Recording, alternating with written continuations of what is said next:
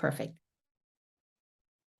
All right, so we have our Course in Miracles Q&A, but this is also a time for conversations. You don't have to have a specific question. It's just a place to be able to go to A Course in Miracles for our answers. And to me, that is just so important that we have a place that we can trust and go to. So glad that you're here with me, Miss Dondra. Okay. There's this guy that LaWanna introduced me to him. He's on the YouTube, Billy Carson. He's really quite good. He's sort of I don't know if you call him a minister or what, but he deals with well, I listened to him today. It was on the Anunnaki. He's done extensive research into all this, and he's been to these sites.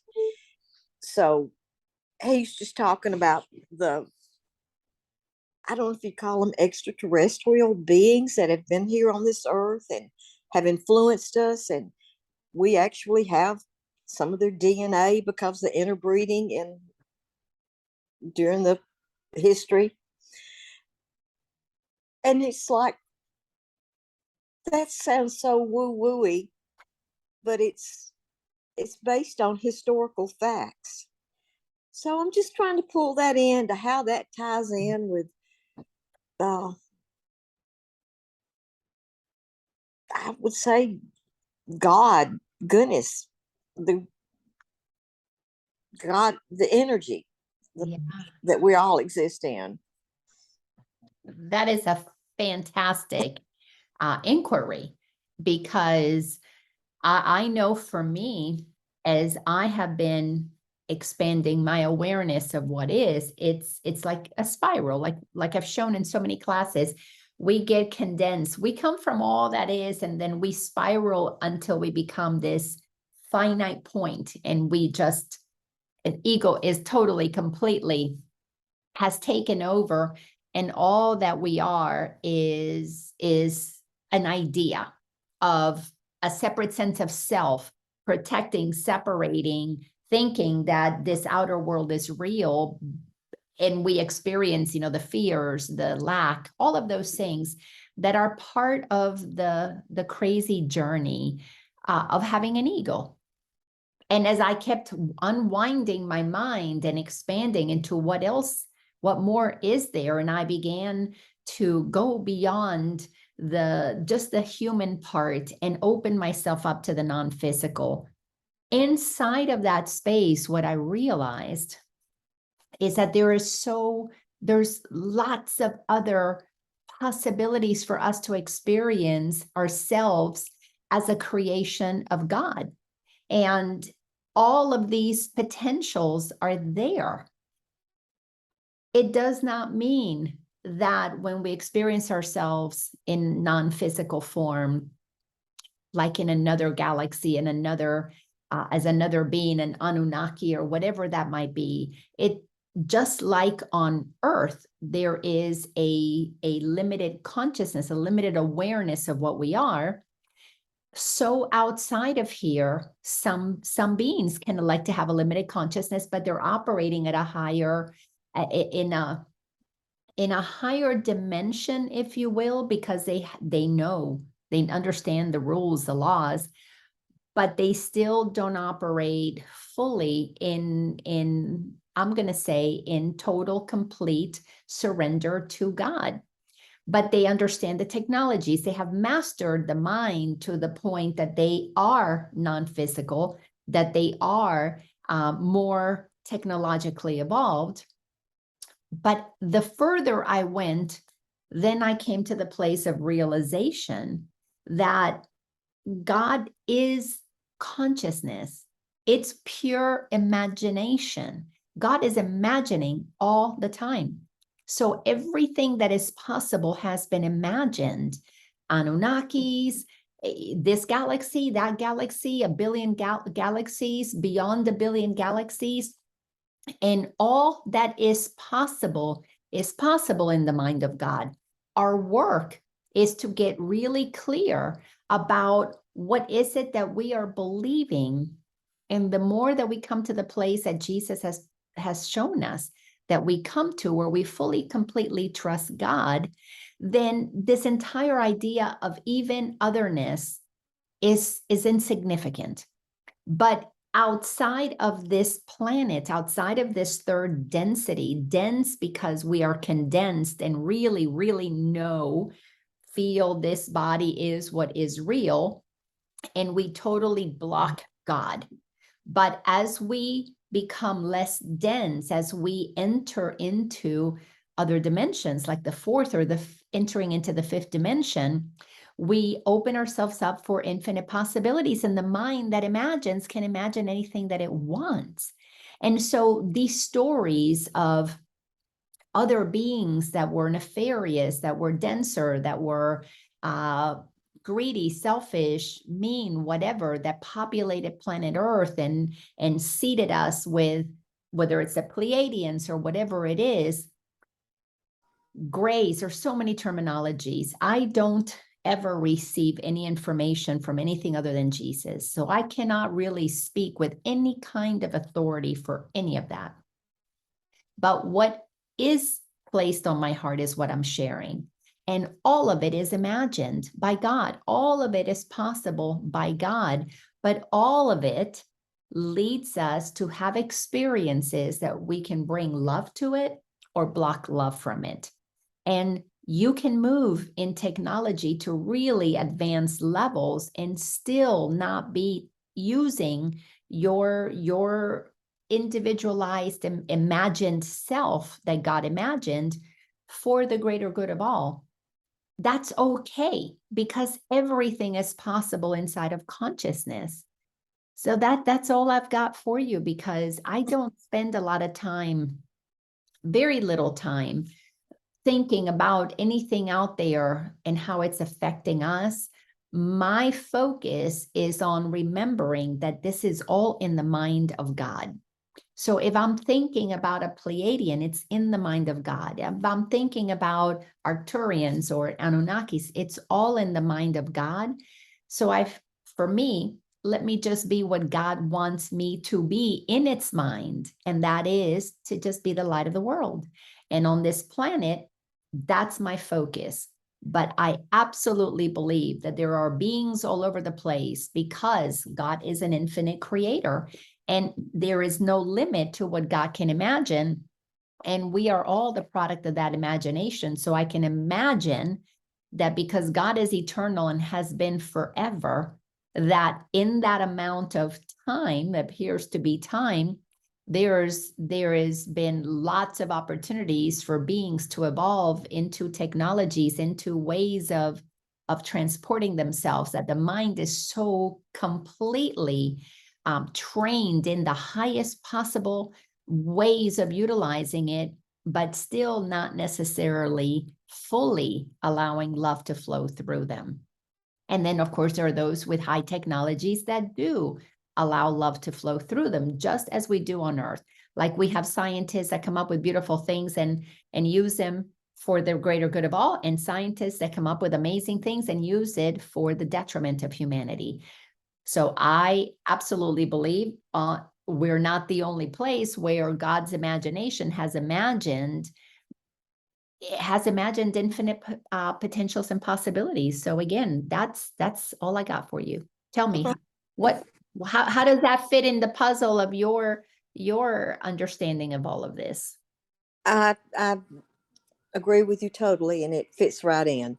I guess where I get a little confused is the fact that some of these so-called beings or whatever's out there are not in our highest good, things that are happening. And my thing is, from the Course of Miracles, you love everybody and everything. We're all one. So that's what I'm just working on. Okay, if there are beings out there that are detrimental or whatever they're doing, you love them too, just like you love people in your life that are what our ego would comprehend as being not in our highest interest. Yeah. Well, and exactly. Our work is to learn to be loving no matter what. And that includes forgiving any beings, whether they're first density, second density, eighth density. I don't know how far in the densities or the dimensions or whatever you want to call it. I don't know how far one can go without being totally, completely pure light. I don't know those numbers. I don't spend a lot of time. I do understand this planet of the third dimension, third density. We are pretty dense. It's obvious because you can look around. We think that solidity is what is real. And we think that, everything is solid. So I do believe that moving beyond the belief in the body as being real, solidity being real, there's more dimensions beyond that. And that's when we begin to tap into not only more of our intelligence, the mind of God, but also the potential for opening up our hearts more and being more of that love. So I can see beings that are highly, highly intelligent, really understand that they can use their mind to imagine, and they imagine whatever they imagine, ships and moving through the galaxies, or understand that they are not bodies, that they are free to transport or imagine themselves here and there, that maybe are not fully in service to God, to love, to, Course in Miracles has a section about reincarnation.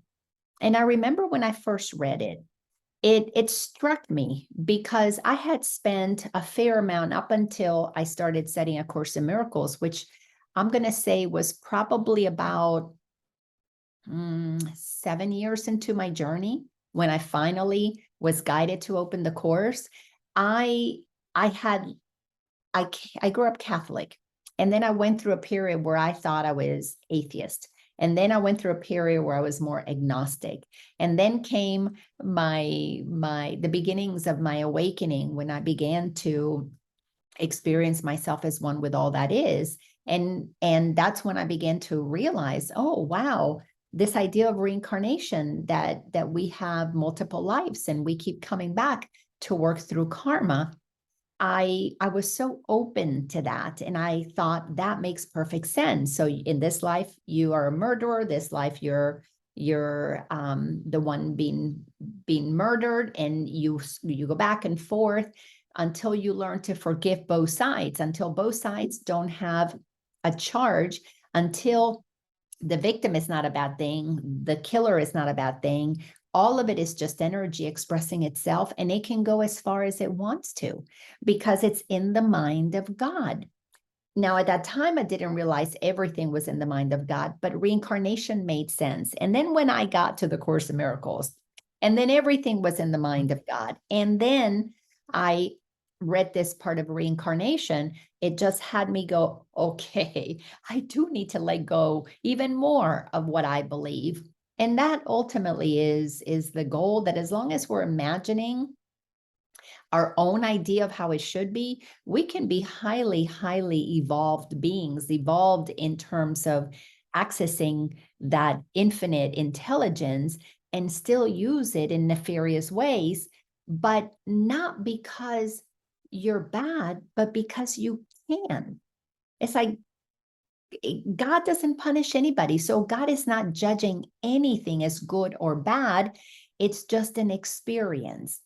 And that, getting to that place that nothing is judged, that everything is neutral, because it's in an imagination. It's like when we have a dream, and in our dream there's I've had murders in my dreams. I've had really dark things happen in my dreams. I used to wake up startled. Oh my God, that thing that was chasing me ate me.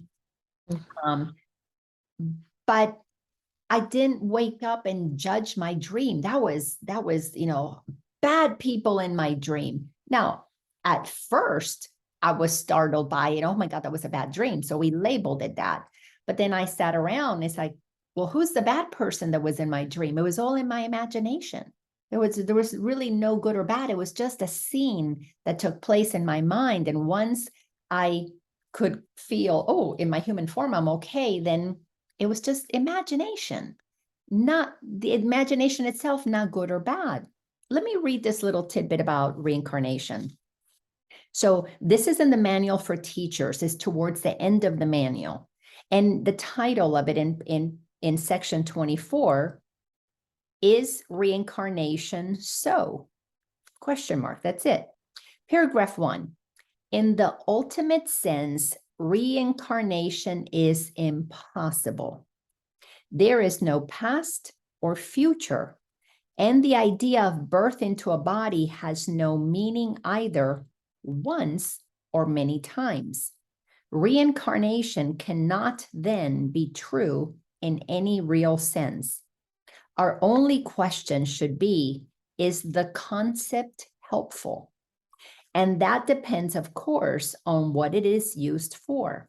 If it is used to strengthen the recognition of the eternal nature of life, it is helpful indeed. Is any other question about it really useful in lightening up the way? Like many other beliefs, it can be bitterly misused. At least such misuse offers preoccupations and perhaps pride in the past. At worst, it induces inertia in the present. In between, many kinds of folly are possible. When I read that, I realized, so everything is made up. Everything is made up. There is no real body that incarnates. There is no real death. There's no real birth. There's no past. There's no future. There is only consciousness being here. So if I'm imagining a physical experience with reincarnation, I can imagine also being an Anunnaki. What if all of these things are just imaginations that we're talking to and about inside of the mind of God? Like in my dream, I have had scenes where I'm talking to my grandmother, my mother, and I wake up so vividly. I was talking to them and it felt so real, but it was always in my imagination. What if this is just, well, it is in the mind of God, it's just imagination, and we can imagine as vast of an, we have as vast of an imagination as we desire to have, and imagining beings outside of us in different galaxies is possible, but yet none of it is solid. All of it is imagining, and all of this is just God having a fun time using its imagination. God is the ultimate daydreaming child that is just letting the mind go wherever it wants to go. And once for me, I accepted that everything imagined has a place. It has a place. It fits into all of this. So what if that Anunnaki story, whether it's the good or the grays or the this or the that, Pleiadians, what if all of that has a place like it says in here? Is it useful or not? What if it's useful for the mind to move out of just being a solid human, and all of these stories are helping us expand so we're not so solidified in our human story? And we are lighter. We have expanded into that God is way bigger than we've ever been taught. I mean, if you would follow Christianity the way it is taught, you would think that this is all that God created. All those stars and everything else out there is populated, or is not populated, because humans is all there is. And God put all of its eggs in this one basket, but then everything else is out there, but we don't focus on that. What if that's not true? What if in God's imagination, it's populated everything? So these stories for me, as I listen to some channels who expand the possibilities that are out there, for me, it's just allowed me to see how vast the mind of God is, but I don't give any of these other beings from any other places solidity, except to, is it stretching me? Is it useful for where I'm at? For me, it is useful to think that there is so much more that I don't know about yet. And it's expanded my mind to hear the stories, to hear what other people are channeling, because they're channeling information from inside the mind of God. And if God, in God's mind, there's imagination about extraterrestrial beings in other places, some loving, some not, then I want to know about that because it pulls me out. It's helpful to me because it really makes my universe so much bigger. Does that help or make sense? Oh yeah, it makes a lot of sense. Yeah, everything you're saying just clicks right in, and it's what I'm feeling, or it's the conditioning, all these layers that I'm pulling off of me, and as you're talking, I'm thinking, I'm coming from conditioning. That's all it is. That's all it is. The mind is so conditioned into such a small idea of what's possible. That's why the ego is a tiny mad idea. It's tiny. We have been convinced that we are insignificant specks in on this ball that is inside of this big universe. So we're given permission for the massive universe, but we're not given permission to be part of the imagination of that massive universe. So to expand our mind into the more that there is to begin to undo the solidity of our mind, which is what makes us mad. It makes us insane to think that that God is that small. Let me read the next paragraph. So reincarnation would not, under any circumstances, be the problem to be dealt with now. If it were responsible for some of the difficulties the individual faces now, his task would still be only to escape from them now. Which, when I hear people talk about, you're making up for a past life, it's helpful if you see it as an opportunity to gain greater awareness and correct right here, right now, what you believe that you have reincarnated from. So it's very helpful if you correct now, but it is not helpful when I hear people saying, I was a horrible person back then, and now this lifetime I've got to spend it repenting for that bad thing that I did, because now the ego's not letting you move on. It's holding it in a very solid place in your mind as this is your penance. You're supposed to suffer because of what you did to other people in a past life, or you were the king or the queen. So in this lifetime, you don't have to repent for anything. You don't have to do anything because you were sovereign back then, you're sovereign now. And the mind misses the point that you've always been sovereign. In one lifetime that you have a channeling or a reading or something where you were Cleopatra doesn't mean that you are, you're the queen. Then it goes on to say in paragraph 2, sentence 3, if he is laying the groundwork for a future life, he can still work out his salvation only now. I was so bad then, or I've been so bad now. I just, killed somebody. I'll never be able to move past that. I'm going to have to come back in another lifetime and be killed so that I can be complete in the pendulum swinging from evil to good, from murderer to victim. That's not helpful. It's not helpful. It's not wrong, because they can do whatever they want to do. We're all divine sovereign beings doing whatever we want to be doing. Even when we think we're not sovereign, we are sovereign, believing we're not sovereign. Even when we think that we are enlightened, we could very well be using our imagination to believe we're enlightened when we're really not enlightened, but that's how we're using our enlightenment. I mean, it can get really crazy, all the layers of imagination that are possible. So all of it is about the here and now. So goes on to say, to some, there may be comfort in the concept of reincarnation, and if it hardens them, its value is self-evident. It made me feel really good when I had past life experiences through various regression processes that I went through that helped me piece things together here. But then I let that go. I didn't try to make up for what I had done in the past. I just, in this lifetime, that information helps me understand why I'm behaving this way. I don't want to do it that way anymore. And it was a quick correction. That's where the willingness that the Course in Miracle asks us for If we have the willingness, we can have a shift in perception right here, right now, that is done and over with. So it is certain, however, that the way to salvation can be found by those who believe in reincarnation and by those who do not. The idea cannot, therefore, be regarded as essential to the curriculum. There is always some risk in seeing the present in terms of the past. There is always some good in any thought which strengthens the idea that life and the body are not the same. Paragraph 3 says, for our purposes, it would not be helpful to take any definite stand on reincarnation. A teacher of God should be as helpful to those who believe in it as to those who do not.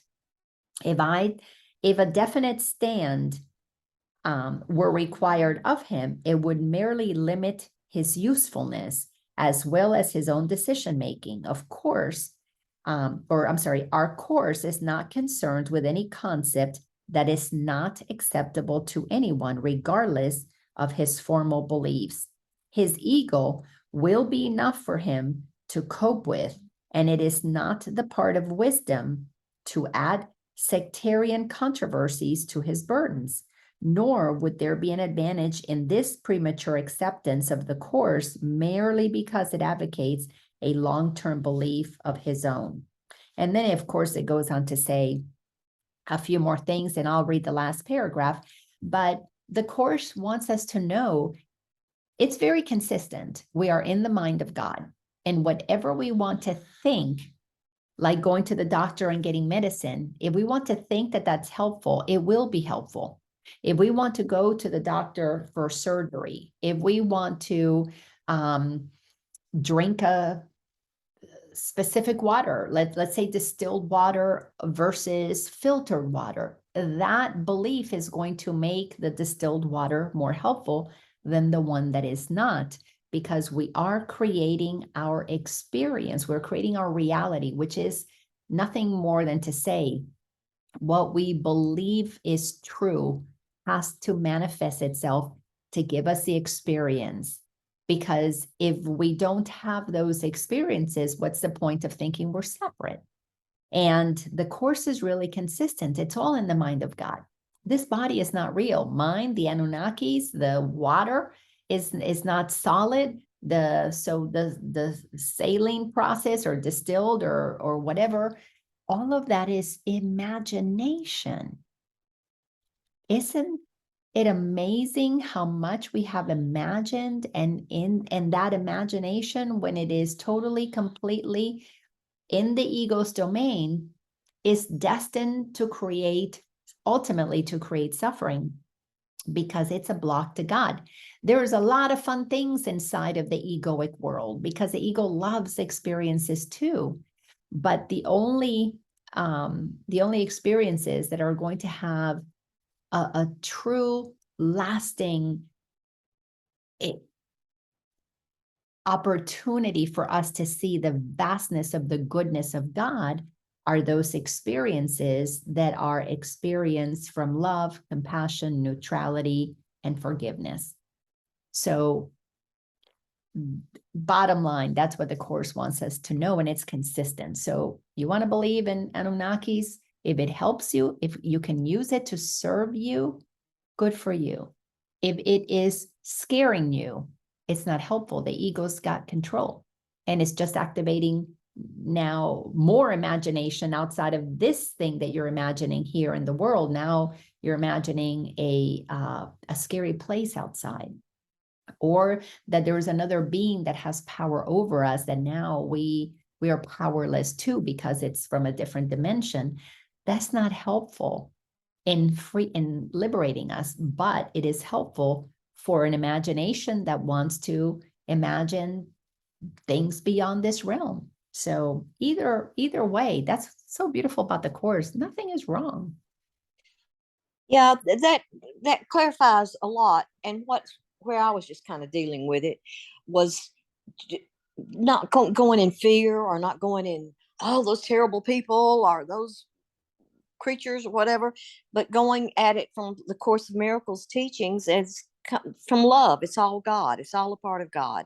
So it's all a part of the imagination, and there's no need to feel any animosity toward it. Yeah. If it, and you can use your imagination to imagine how that story is going to get completed. I use my imagination in the way that allows for beings, all sovereign beings, choosing to be good or evil, and they're not just in this realm only. But for me, I prefer to think kind of like, when you write a movie, a script, and has a happy ending, that all of this is just helping us become more aware of the importance of being clear that God gave us one purpose, and it's happiness. And I put a happy ending on everything. And anybody who experiences life without a happy ending, that's what they want to experience. Sovereign beings, they get to have that. And if they want to be invaded by mean people, they will be, but that's not going to be my experience. For me, anything that appears on this planet that's not from this planet is here in service. And so I don't have stories of it just hardly ever shows up in my field. Every now and again, somebody that maybe I was listening to might mention these bad grays, or that we've gotten rid of the grays and they have exited. All of that to me, okay, that's possible. But my focus is this leading me towards being a more loving being, regardless of my level of density, whether it's third, fourth, fifth dimension, or beyond dimensions, like some of these other beings. Am I in this lifetime falling deeper into fear of now something outside of this planet? It was already bad enough to be afraid of people on this planet that were evil. That's how I gauge things. And so for me, it's all about what the course is attempting to teach me. And this teachings, as you know, are so consistent. We're in the mind of God. God is good. God gave us one purpose, and it's to be happy. Am I happy? Am I safe? Am I trusting that I am eternal? Well, if that's the case, then bring on all the different characters and let me enjoy the show, no matter how they show up, because I'm only in control of what's inside of me. And if I am believing that I'm safe, then everything else is just pure entertainment to experience it. Beautifully put. I know this part of the awakening, with all the space information that supposedly got withheld from us because of control issues.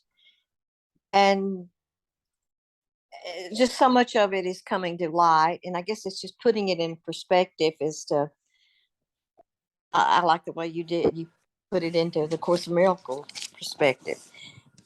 I like, what was it? Where the spaceship landed in New Mexico during Eisenhower's time, and they withheld the information, and that's coming out. And it's just, well, it's been out to some people, but it's just becoming more factual. Mm-hmm. And it's just all part of this awakening, as how we've been controlled by the so-called people in power. Yeah. As holding us back. Yeah. Well, it's how we chose to come and experience being controlled. Right. Because we created the control at some level. Exactly. So when I listen to channelings by Jesus through lots of different teachers, several different teachers, to me, that is me talking to me in terms of I'm listening to an aspect of consciousness, a part inside the mind of God that played that role.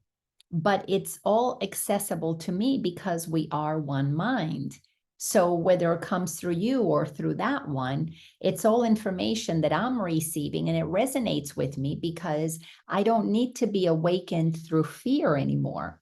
I am a state of pretty confident awakened state. Awaken the dream, as the Course in Miracles calls it. I'm still inside of this bubble that says that this is happening. I'm still inside of that bubble. I don't lie to myself about the bubble that I'm in. So according to the Course, I am awake in the dream. And I, in my dream, get to create a happy dream. And inside of this happy dream, there's nothing that's going to come and attack me.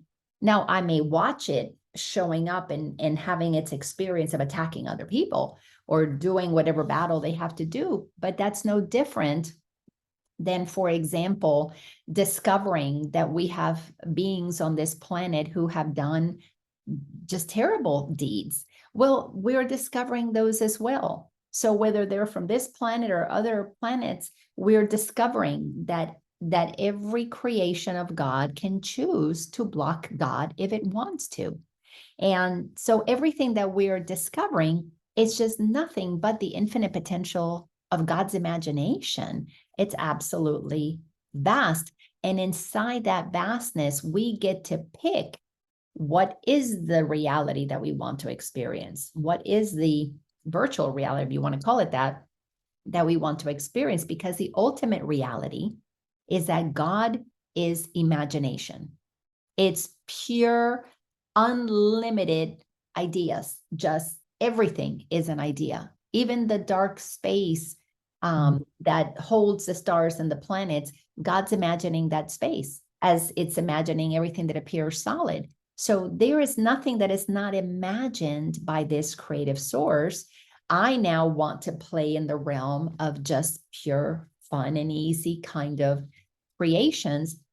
And because I'm in the dream where time appears to be real, I'm okay that it's going to take me a little bit of time to get there, because frankly, I don't want to leave just yet. This is fun, being in the density and experiencing this. And now from the perspective that I see it, it's like, wow, everything is pure imagination, God's imagination, and then my use of that imagination. And in my imagination, bring on the beings from other places, because I'm loving what I'm learning. And I get to pick and choose what I believe or I don't believe. So it's fun. Let me read the last paragraph inside this section. Just because the last paragraphs usually tend to give us like it kind of ties things together. And this is paragraph 6 in section 24, is reincarnation so? So the emphasis of this course always remains the same. It is at this moment that complete salvation is offered you. And it is at this moment that you can accept it. There's only now, period. This is still your one responsibility. Atonement might be equated with a total escape from the past and total lack of interest in the future. Heaven is here. There is nowhere else. Heaven is now. There is no other time. No teaching that does not lead to this is of concern to God's teachers. All beliefs will point to this if properly interpreted. In this sense, it can be said that their truth lies in their usefulness. All beliefs that lead to progress should be honored. This is the sole criterion this course requires. No more than this is necessary. So is it helpful? Is it useful to believe that we've got other beings that are going to do wonderful things for this planet and help release people out of enslavement? Is that useful? It's useful only to the extent that you don't make them more powerful than you, that they are equal to you, that you know that you're the one that frees you, that you are clearing your mind and choosing to have a world where all beings are free. If it's useful to think that there are others like you, whether they come from another planet or not, then by all means, go for it. But if it's detrimental and it adds more fear, now we got bad people here and bad beings coming from the outside, you don't believe that you have power over you if you're scared of them. That's not useful.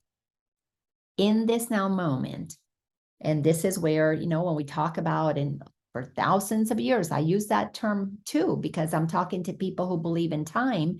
But I've come to understand that when I talk about thousands of years ago, it's just in my mind. It's purely in my mind, because I'm living inside of multi-dimensional, lifetimes. It's as another channel teacher, Cryon, has brought information that is more scientific that I have been able to receive, and it makes sense to me. But I know he's just tapping into aspects of the mind of God that I am blocked to, because I'm having this particular experience. But when I receive information from Cryon that we're multidimensional, that everything is appearing at once, that this is holographic, that was so helpful to me once I allowed myself to have it be helpful, useful. Then my mind went into a very peaceful place about all of it, which is why, for the most part, I hardly ever have fearful thoughts, because I really trust, because it's the reality. It's what I want to experience, that I am safe in the mind of God. I want to know what safe feels like. So that's all that I focus on, being safe.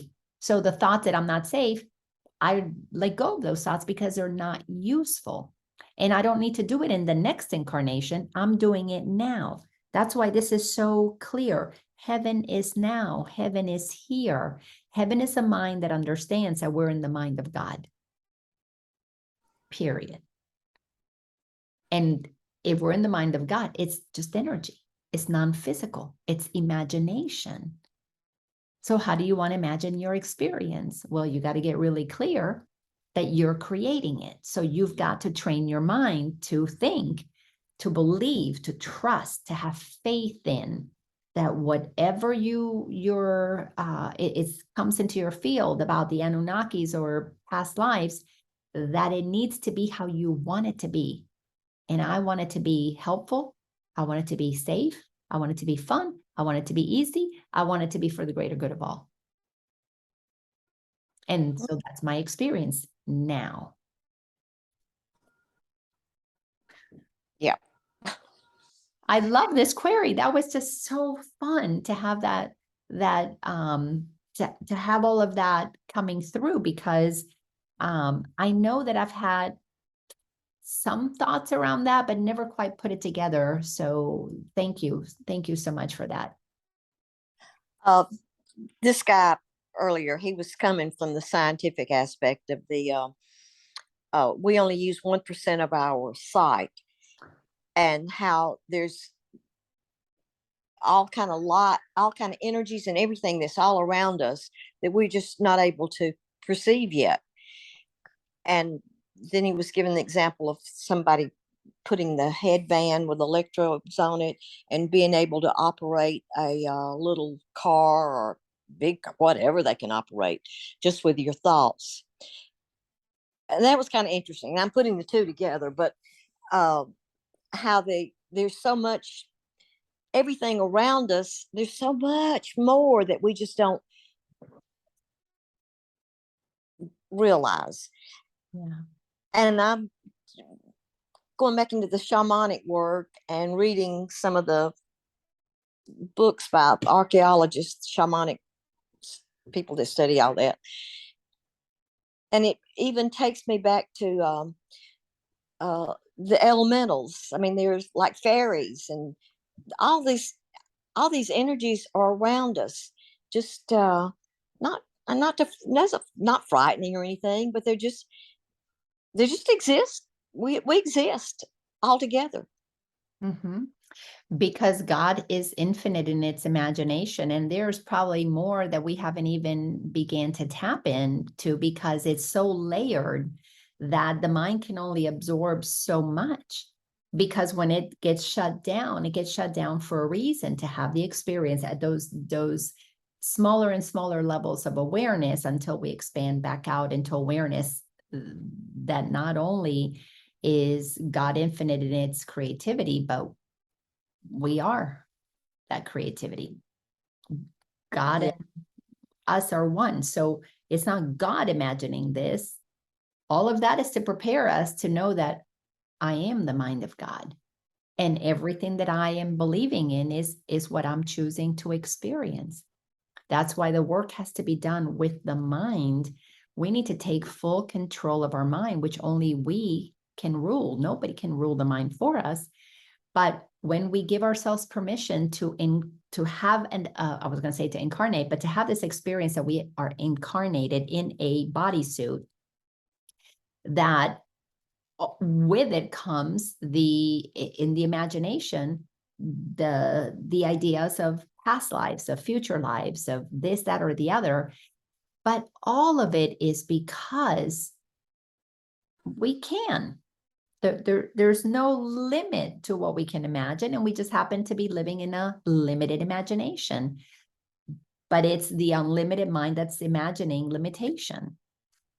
It's just all fascinating. But it's so simple. There is no other time. No teaching that does not lead to this is of concern to any of us who are learning truth. There's nowhere else. There's no future. The atonement can be equated with total escape from the past and total lack of interest in the future. I know when I talk about, oh, my next life, I'm going to reincarnate, because I still feel that I am still in the dream and I want to come back.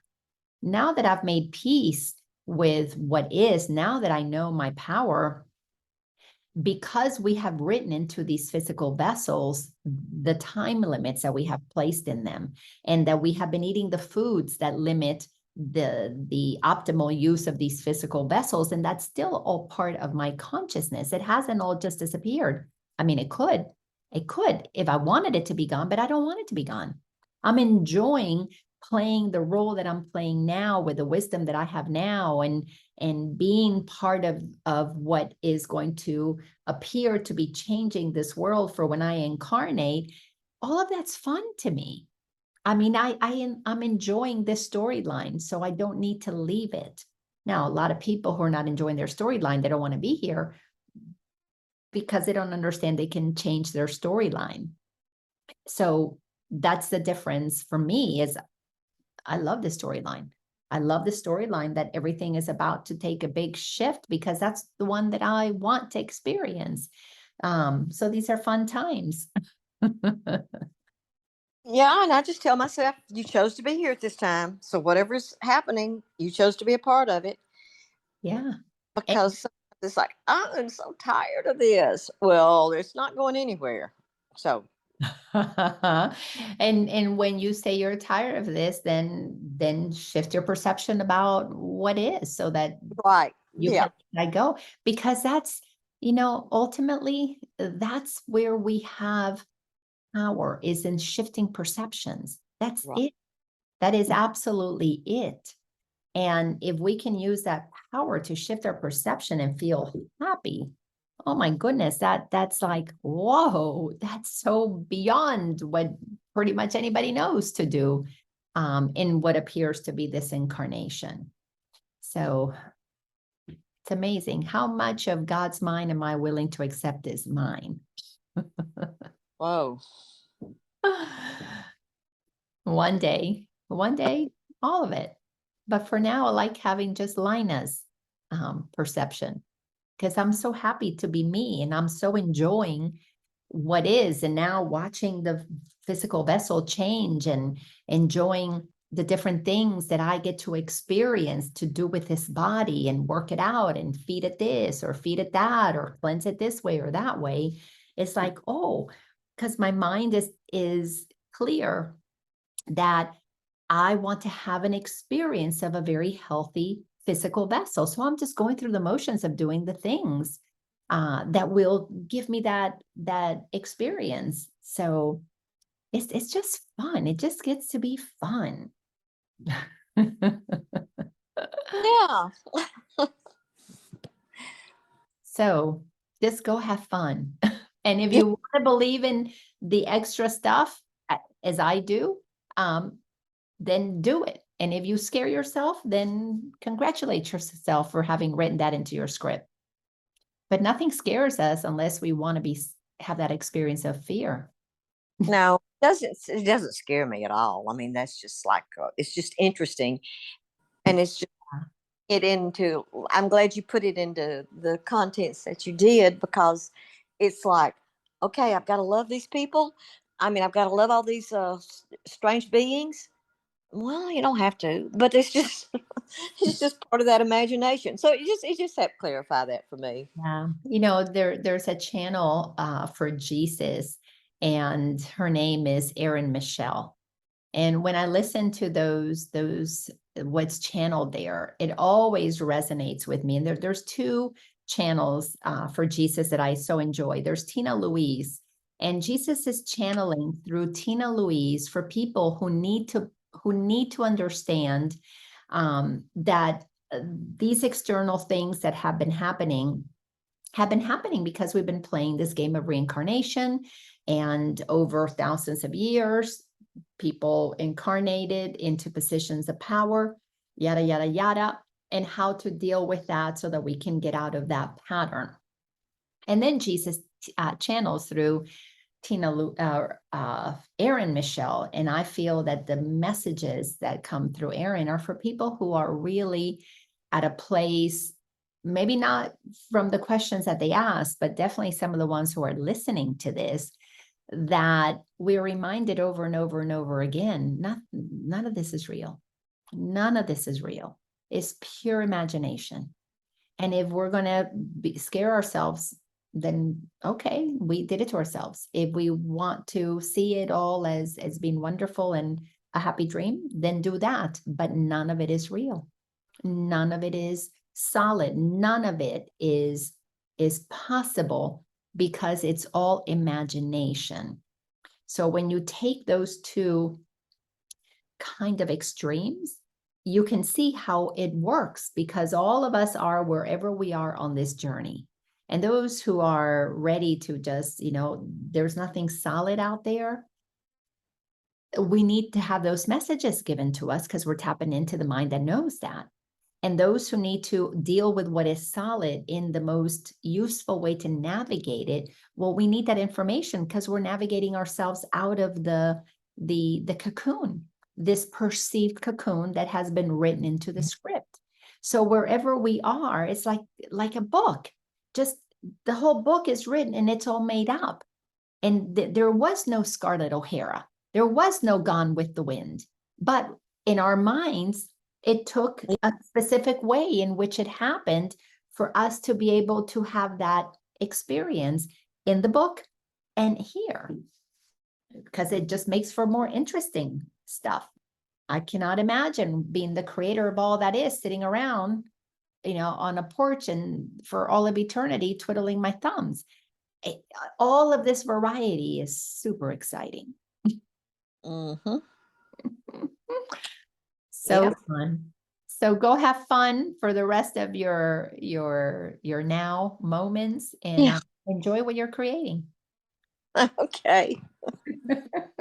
Thank you again. That was fabulous. So enjoy. Take care, sweetie. All righty. Bye bye.